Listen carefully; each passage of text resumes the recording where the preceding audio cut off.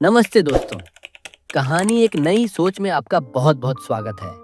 आज मैं आपको एक ऐसी कहानी सुनाने जा रहा हूँ जो शायद आपके दिल को छू लेगी। एक कहानी उस एक छोटे से आंसू की जो सूखी जमीन पर गिरा और फिर पूरी दुनिया बदल गई। सूखे खेत पर बोया गया विश्वास का आंसू। एक गांव था जहां कभी हरियाली का राज हुआ करता था, लेकिन इस साल प्रकृति रूठ गई थी। भयंकर सूखे ने गांव को अपनी मुट्ठी में जकड़ लिया। जमीन ऐसे फटी थी जैसे किसी ने उसके दिल पर गहरा घाव दे दिया हो। हर सुबह जब सूरज निकलता तो उसकी तपिश हमारी उम्मीदों को भी झुलसा देती थी। गांव का सबसे लगन वाला किसान रमेश आज अपने बंजर खेत के बीचों बीच बैठा था। उसके हाथ में एक छोटा सा पोटली थी जिसमें उसके पास बचा हुआ आखिरी मुट्ठी भर बीज था। ये सिर्फ अनाज नहीं थे दोस्तों, ये उसकी अगले साल की सांस थे, उसके परिवार का भविष्य थे। निराशा का भाव। उस दिन गांव के मुखिया ने सबको बुलाया। सबने अपनी अपनी पीड़ा सुनाई। मुखिया जी, हिम्मत जवाब दे गई है। कुएं में पानी नहीं, आंख में नींद नहीं, और खेत में तो कोई आस ही नहीं बची। सब सिर झुकाए बैठे थे। निराशा की काली छाया हर चेहरे पर थी। तभी रमेश उठा।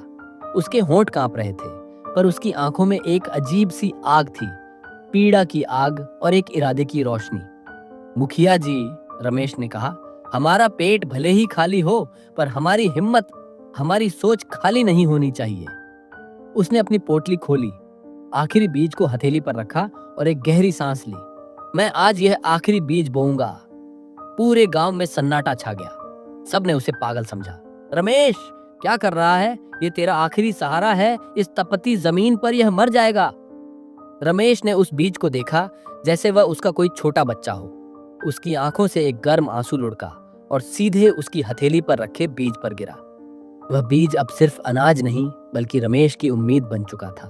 उसने गांव के चौराहे पर सबसे सूखी जमीन पर अपने हाथ से एक छोटा गड्ढा खोदा। उसने उस आंसू से भीगे बीज को उस जमीन में रखा और ऊपर से मिट्टी डाल दी। रमेश ने कहा, हाँ, ये बीज मर जाएगा, पर इसके मरने से पहले ये मेरे मन में एक नई सोच पैदा करेगा।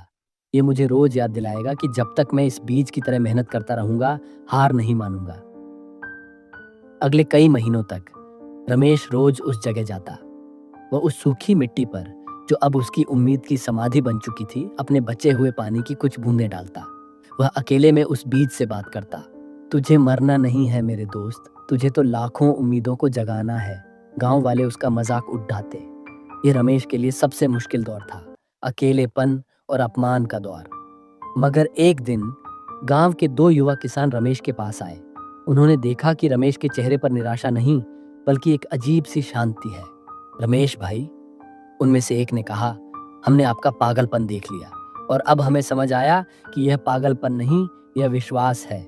आपने हमें दिखा दिया कि खाली हाथ बैठकर रोने से अच्छा है तैयारी शुरू करना।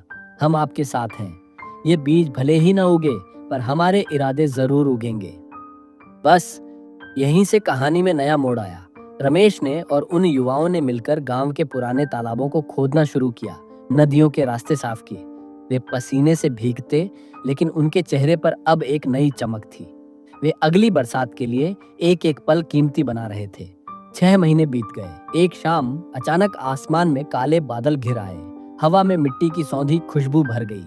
पहली बूंद जमीन पर गिरी, फिर दूसरी, और कुछ ही मिनटों में मूसलाधार बारिश शुरू हो गई। गांव वालों की आंखों में आंसू थे।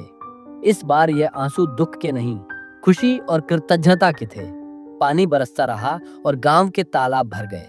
जिन किसानों ने तैयारी की थी, उन्होंने तुरंत अपने बीज बो दिए। और जानते हैं, गांव के चौराहे पर सूखी मिट्टी में दबा रमेश का वह आखिरी बीज बारिश का पहला पानी पाते ही जमीन फाड़कर बाहर आ गया था। एक छोटा सा हरा भरा पौधा।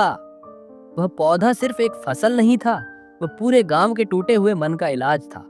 उसने रमेश के उस विश्वास के आंसू को सच कर दिया था। गांव वालों को समझ आ गया था कि रमेश का बीज मर गया होता तो भी वह जीत जाता, क्योंकि उसने बीज बोकर केवल एक फसल का इंतजार नहीं किया था, बल्कि उसने पूरे गांव के मन में एक नई सोच का बीज बो दिया था।